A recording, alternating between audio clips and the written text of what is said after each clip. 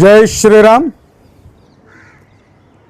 శాస్త్రంలో ఒక శ్లోకం చెప్పబడి ఉన్నది. ఇప్పుడు నేను ఆ శ్లోకం చెప్పడం మొదలు పెడితే కొంతమందికి అర్థం అవ్వచ్చు, అర్థం అవ్వకపోవచ్చు. కానీ దాని అర్థాన్నైతే, తాత్పర్యాన్నైతే వివరించడానికి ప్రయత్నం చేస్తాను.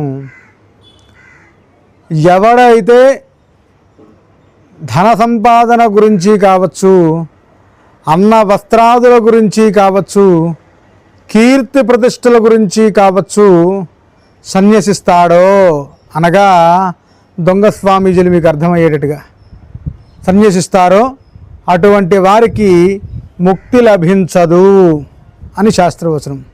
అంతటితో అవుతుందా?